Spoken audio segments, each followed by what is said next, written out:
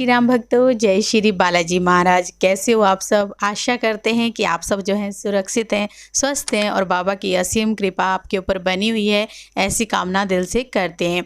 तो जैसा कि आप सबको पता है कि हर रोज़ एक नई से नई और अच्छे से अच्छी वीडियो आप तक लाने की हमारी कोशिश रहती है। तो आज की जो हमारी वीडियो है वो भी आपके लिए बहुत ही ज़्यादा महत्वपूर्ण होने वाली है।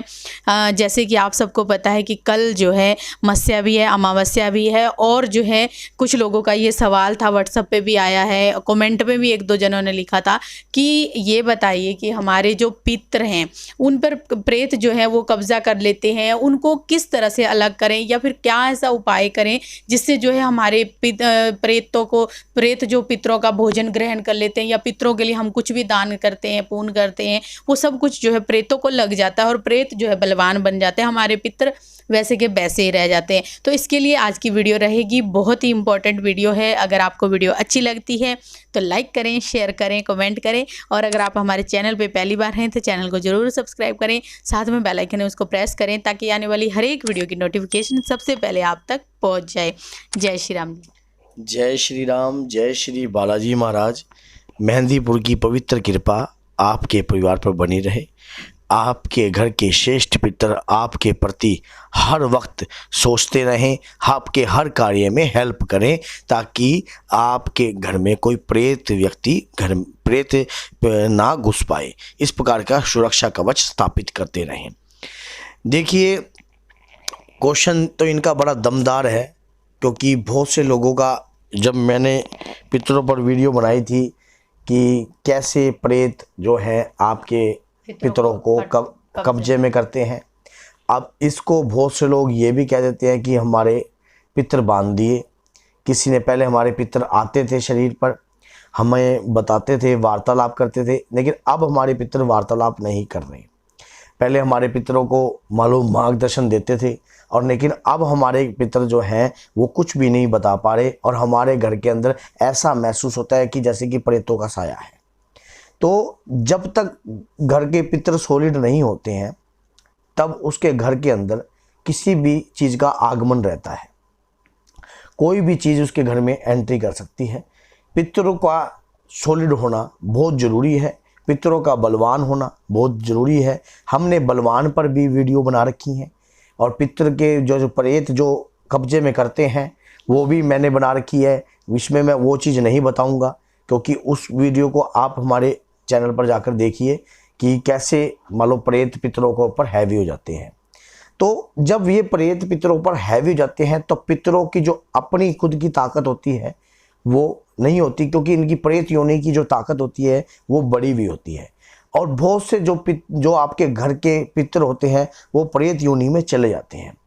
अब मैं आज आपको इस वीडियो के माध्यम से ये दर्शाऊंगा कि अगर आपके पितर प्रेतों के साथ मिलकर कार्य कर रहे हैं, और जब भी आप कहीं पेशी में जाते हो तो वो क्या करते हैं, प्रेत तो पीछे लुक जाता है और पितरों को आगे बढ़ा देता है। तो जब भी आप मान लो सामने वाले के सामने जब कोई चीज़ आकर खुलती है तो वो कहते हैं मैं फलाना, मैं तेरे चाचा का लड़का, मैं ये, मैं ऐसे, मैं ये, मैं वो, मैं इस प्रकार से मेरी मान लो वो हुआ था, मैं इस प्रकार से मरा था। तो उसमें आप असमंजस में रह जाते हो। फिर आप क्या करते हो, उस चीज़ को आप मेहंदीपुर छोड़ आए, लेकिन संकट एज इट इज आपके घर के अंदर फिर दोबारा वैसा माहौल क्रिएट करके रखता है, वैसी संभावना घर के अंदर रहती है, वैसी दिक्कतें घर के अंदर कंटिन्यू चलती रहती हैं। फिर क्वेश्चन मार्क माइंड में खड़ा हो जाता है कि हमारा संकट नहीं कटा। देखिए, उसने क्या किया, उसने जो आपके घर के जो कमज़ोर थे, जो आपके घर के प्रेत योनि में चले, क्योंकि अगर पितर भी प्रेत का साथ देंगे तो वो भी प्रेत में गिने जाएंगे वो। लेकिन जब पितर शुद्ध हो जाते हैं, ताकतवर हो जाते हैं, बलवान हो जाते हैं, तब वो उस घर में किसी भी चीज़ को एंट्री नहीं करने देते, किसी भी चीज़ का मान लो अंदर वास नहीं करने देते, उनको धकेल देते हैं, ये तो मेरा परिवार है, मेरा खानदान है, मेरा वो है। जैसे कि मैंने आपको पहले भी बताया है कि जो हमारे स्वर्ग लोक के पितर होते हैं, समझ गए, जैसे कि हम जब कोई बंदा एक्सपायर होता है तो उसका मिलन भी करवाते हैं पितर योनियों में, कि हाँ भी ये हमारे दादा के परिवार से, इस परिवार से, इस प्रकार से मिलन हो जाए। तो मैं आपको ये बता रहा हूँ कि आपने अलग कैसे करना है। मान लो प्रेतों को अलग और पितरों को, मान लो आपके अपने पितरों को सेव करना है आपने, जो आपके घर के हैं उनको आपने सेव करना है, उनको आपने वहां से हटाना है। मान लो मैं आज पितरों का ओसारा बताऊंगा जिसमें सिर्फ पितरों का वास होगा और पितर ही उसमें समाएंगे, समझ गए। तो मैं पितरों का ओसारा ही आपको बताऊंगा कि आपने किस प्रकार से तैयार करना है अपने घर में, और ध्यान से समझना, क्योंकि मैंने पीछे ओसारे की वीडियो बनाई थी तो उसमें भी कई लोग ऐसे समझ रहे हैं कि ये ओसारा कब तैयार करना है। देखिए मैंने उसमें भी ये बताया था कि एक दिन जाने से पहले, अगर आप मेहंदीपुर बालाजी जा रहे हो तो ठीक है, तो एक दिन जाने से पहले करिए। तो मैं जो आज ये आपको बताऊंगा, मैं ये नहीं कहता कि आप मेहंदीपुर में ही चढ़ाइए, कहीं भी मान लो जैसे हनुमान जी के मंदिर में ये कार्य आप कर सकते हो। क्या करना है आपने जो पितरों को अलग करना है, जैसे कि कोई 1 साल पहले एक्सपायर हो गया आपके परिवार के अंदर, अभी उसको साल नहीं हुआ और अकाल मृत्यु उसके परिवार में हुई है, और अकाल मृत्यु के कारण उसको मान लो अभी सिर्फ चलना भी नहीं आता, और कोई उसको प्रेत अगर मान लो साल तक, तो किसी भी क्लास में, चाहे 10वीं में लगा लो चाहे +2 में लगा लो, कोई भी ट्रेनिंग दी जाए तो बंदा वैसे भी सॉलिड बन जाता है। तो साल से पहले आपने उनको कैसे मान लो एक उसारे के रूप में ले जाकर बालाजी मंदिर में स्थान देना है, बालाजी की शरण देनी है, ताकि वो उन चीज़ों से अलग हो जाए। अब कैसे इनका बिछोड़ा करना है मैं आपको वो बता रहा हूं। आपने एक 1.25 मीटर सफेद कपड़ा लेना है। 1.25 मीटर सफेद कपड़ा आपका हो, कॉटन का कपड़ा होना चाहिए। उस कॉटन के कपड़े के अंदर आपने एक बजना नारियल लेना है। उस नारियल में आपने एक साइड में जैसे कि कपड़ा बिछा दिया पूरा, एक साइड में नारियल रख देना है, और एक साइड में जो सामान मैं आपको बताऊंगा आप नोट कर लीजिए। तकरीबन आपके तिल के दाने होने चाहिए इतने एक। घर के सभी व्यक्तियों के हाथ लवाने हैं तिल पे, तिल के दाने, थोड़े से अक्षत, चावल, आपने इस ओसारे पे सभी के हाथ लगाने हैं। कोई एक व्यक्ति भी इस ओसारे से वंचित नहीं रहना चाहिए। उसको सफेद तिल होना चाहिए, काले सफेद सही क्वेश्चन। देखो यही क्वेश्चन अगर हम मान लो ये वीडियो टप जाती और क्वेश्चन आप पूछा, फिर वो कमेंट करते तो सफेद तिल होने चाहिए, बिल्कुल सफेद। उसके बाद आपने थोड़ी सी दूब लेनी है, दूब घास को कहते हैं, और उसके बाद आपने थोड़े से मान लो सरसों के दाने लेने हैं, जो पीली सरसों के दाने लेने हैं, और कम से कम थोड़े से दाने होने चाहिए। और उसके बाद आपने क्या करना है, 10 रुपये की दरखास्त लेनी है। जब आपने ये सामान ले लिया, जैसे कि क्या हो गया, कपड़ा 1, नारियल 2, चावल 3 और तिल 5, 10 की दरखास्त 6, और एक और जो पीली सरसों है 7, ये और नहीं दूब थी, ध्रुव 8, और नहीं आपने सरसों के दाने लेने, ध्रुव लेनी है उसकी जगह। मान लो 7 ही आइटम आपकी होनी, तो चावल नहीं थे, हाँ चावल नहीं बोल, समझ गए। तो 7 ही आइटम होगी, ये 7 आइटम आपने ले ली। उसके दौरान आपने कपड़े को एक कोने से इस ओसारे को घर का मुखिया बनाए। जो घर का मुखिया होता है वही इस ओसारे का निर्माण करे, और जो भी या जेठ पुत्र होता है, मान लो बड़ा पुत्र होता है वो, उसके दौरान आपने इस ओसारे को लपेट कर गांठ मार देनी है, और उस नारियल को आपने लपेट लेना है कपड़े के अंदर। उसके दौरान आपने गांठ मार देनी है, समझ गए। तो जब ये गांठ बन जाएगी, लग जाएगी, तो गठबंधन हो जाएगा। ये तैयार कर लिया आपने। अब उस दौरान क्या करना है कि जो घर का व्यक्ति है, जो भी घर के जितने भी व्यक्ति हैं, आप 5 हो, 4 हो, 6 हो, सब 2 लौंग और 10 रुपए की दरखास्त अपने हाथ में रखेंगे। पूरे परिवार को इकट्ठा करके, ये मैं इसलिए बता रहा हूँ क्योंकि पितरों का दिन भी आने वाले हैं, तो मैं चाहता हूँ कि आप इसका भरपूर लाभ उठाएं और भरपूर बेनिफिट उठाएं ताकि श्राद्धों में ताकि किसी भी प्रकार की आपको कोई भी तंगी ना हो और कोई भी आपको परेशानी ना रहे। तब आपने क्या करना है, जब आपका ये इकट्ठा हो जाए, मान लो सभी लोग बिठा लीजिए, घर का कोई शख्स बाहर नहीं होना चाहिए। कोई व्यक्ति में से बाद में इस प्रकार का क्वेश्चन करे कि हमारा बंदा फलाना तो फलाना जगह था जी, तो हमें उस बात से कोई किसी से लेना देना नहीं है। ये सर्व कार्य है, सभी के लिए है, सार्वजनिक कार्य में बताया है ये।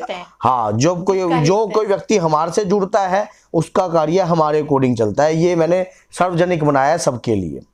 तो आपने क्या करना है, जो व्यक्ति आपके सभी के सभी घर के अंदर प्रत्यक्ष रूप में होने चाहिए, वहां पर एक जगह बिठाकर मत्स्या पे भी आप इस प्रकार का कार्य कर सकते हो।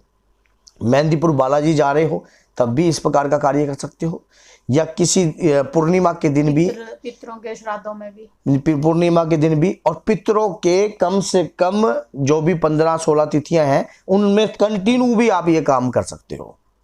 तो ये बहुत सॉलिड मैंने आपको उपाय बताया है, बहुत सॉलिड, क्योंकि ये कार्य करते ही आपने क्या करना है, सभी लोगों को नीचे बिठाकर, जो घर का व्यक्ति होगा वो भी पूरे परिवार के ऊपर से, पूरे परिवार के इकट्ठे बिठा लेंगे, सभी 10-10 की दरखास्त, 2 लोग, पूरे परिवार के ऊपर से 21 बार वारना है। वारने के कैमरे में उल्टा दिखाई देगा, 21 बार वारता हुआ आपने क्लॉकवाइज वारना है। जब आप वीडियो देख रहे होगे तो आपको ऐसे दिखाई देगा, समझ गए? तो ऐसे वारना है, क्लॉकवाइज वारना है। तो आपने पूरे परिवार के ऊपर से वारने के बाद, और किस प्रकार बालाजी महाराज से गुहार लगानी है, प्रभु श्री राम से गुहार लगानी है कि हे बालाजी महाराज, मेरे परिवार में अगर किसी ने भी मेरे पितरों को बांधने की चेष्टा करी है, या कोई प्रेत मेरे पितरों के ऊपर आकर कब्जा कर रहा है, या मेरे पितर शुद्ध नहीं हो रहे, या किसी भी प्रकार के दबाव वश कार्य कर रहे हैं, तो हे बालाजी महाराज, मैं इस ओसारे के माध्यम से आपसे ये विनती करता हूं कि मेरे घर से पितरों को अलग किया जाए। मान लो इन प्रेतों से मेरे घर के जो पितरों को एक बार आपके दरबार में शरण दी जाए, और फिर मैदान में वही खिलाड़ी रह जाएंगे जो पिटने योग्य रह रहे हैं, समझ गए? जो आपके घर की चीजें होंगी उनको आपको अलग कर दिया। अब यही चीज आकर घर का कोई भी बड़ा जो भी आपके साथ में जाता है, मेहंदीपुर जाए या किसी बालाजी मंदिर में जाए जहाँ पर बालाजी की चौकी लगती है या बालाजी की पूजा या अर्चना कंटिन्यू होती है, तो उस मंदिर में या कोई सिंदूरी मूर्ति हो, जिस मूर्ति में आपको मान लो जहाँ पर कंटिन्यू हर मंगलवार कंटिन्यू प्राण प्रतिष्ठित हुई हो, तो वहाँ जाकर आपने वहाँ भी चढ़ा सकते हो, या फिर शिवलिंग पर जाकर भी आप मान लो चढ़ा सकते हो। और इसमें कोई बार तो नहीं निश्चित है ना? इस बार कोई निश्चित नहीं है। पूर्णिमा, मत्स्या और 15 दिन जो 16 दिन श्राद्ध के चलेंगे, उसमें कनागत में जो दिन चलते हैं उन कनागतों के दिनों में भी आप ये कार्य कर सकते हो, आपके लिए बहुत उचित रहेगा। और उस दौरान आपने ये प्रार्थना करनी है, और वो जो दरखास्तें थी वो भी कंटिन्यू सभी के हाथ से लेकर उसी नारियल के साथ आपने जाकर प्रभु श्री राम के, अगर बालाजी के मंदिर में जाओगे तो राम दरबार में ही आपने चढ़ाना है। मैं आपके दरबार में पितरों को शरण देता हूं, और 21 दिन तक लगातार आपने 21 दिन तक लगातार पीपल के नीचे दीपक लगाना है, दीप दान देना है 21 दिन तक आपने पीपल के नीचे, और देसी घी का, गाय के घी का। और यही कहना है कि यह दीपक मेरे पितरों को लगे ताकि उनको पूर्ण तरीके से होश आए। जो प्रेत के साथ सने हुए थे, लगे हुए थे, चिपके हुए थे, और प्रेतों से अलग हुए। तो 21 दिन तक आप यकीन मानिए जब इस प्रकार का कार्य करोगे, अब मैदान में वही चीज रह जाएंगी जो लठ खाने योग्य हैं, समझ गए? तो आपके जो पितर हैं वो अलग हो जाएंगे, और प्रेत जो है वो अलग हो जाएंगे। अब घर में क्या रह गया? प्रेत, सिर्फ प्रेत। अब आप मेहंदीपुर की कार्रवाई उनके प्रति कीजिए, ठीक है? तो मैंने ये बताया है कि पितरों को किस प्रकार से अलग करना है, मैंने ओसारे के माध्यम से बताया है आपको। इस ओसारे के माध्यम से आप, पितर ओसारा कहते हैं इसको, तो पितर ओसारे के माध्यम से आप पितरों को स्थान दे सकते हो प्रभु श्री राम की शरण में। और जो घर में जो मटेरियल रहे अब उसकी शामत आपको पता है कि किस प्रकार करवानी है, वो श्री बालाजी महाराज अपने आप ही फिर अपने शक्तियों को भेजकर उनकी अपने आप ही बैंड बजाएंगे। तो ये मैंने भैया आपको बताया है कि इस प्रकार से आप कार्य कीजिए। और यकीन मानिए कि जब आप पूर्ण निष्ठा किसी भी कार्य में लगा देते हो, किसी भी कोई भी कार्य, अगर कोई कार्य, एक एग्जाम्पल के तौर पर मैं आपको बताता हूँ, अगर आप कोई हलवा बना रहे हो और हलवे को मोबाइल में देखते देखते बना रहे हो और डाल दिया, अपने सूजी डाल दिया और हिलाते जा रहे हो, पानी डाल दिया, तो हलवे में वो टेस्ट ही नहीं आएगा। किसी चीज़ में जब टेस्ट बनाना होता है ना, या किसी चीज़ को पकड़ना होता है, तो पूर्ण निष्ठा, पूर्ण विश्वास आपका पूरा उसी की तरफ होना चाहिए। टारगेट वही अचीवमेंट आपको हासिल होएगी। तो इस प्रकार से कार्य करोगे तो यकीन मानिए आपको पूर्ण प्राप्त होएगी। और श्री बालाजी महाराज की कृपा से ही ये सब कुछ आपको प्राप्त हो रहा है। हमारे माध्यम से जो बाबा मानो बुलवा रहे हैं, क्योंकि कहते ना, तेरी ताकत के से ही मेरा घर चलता है। अगर तेरी ताकत ही ना हो तो मेरे घर में क्या कुछ नहीं पनपता है। बाबा की ताकत ना हो तो कुछ नहीं पनप सकता हमारे घर के अंदर। उनकी इच्छा है तो ये कार्य हो रहे हैं, और अगर उनकी इच्छा नहीं होती तो कुछ नहीं होता। अब भी तो ना हम बोलते कुछ गलत, ना किसी को कुछ कहते, और करने वाला सिर्फ बालाजी महाराज है। बालाजी महाराज की असीम कृपा आपके परिवार पर बनी रहे। जो हमारे बारे में कुछ कहे उनके ऊपर भी, और जो ना कहे उनके ऊपर भी, और जो देखे उनके ऊपर भी।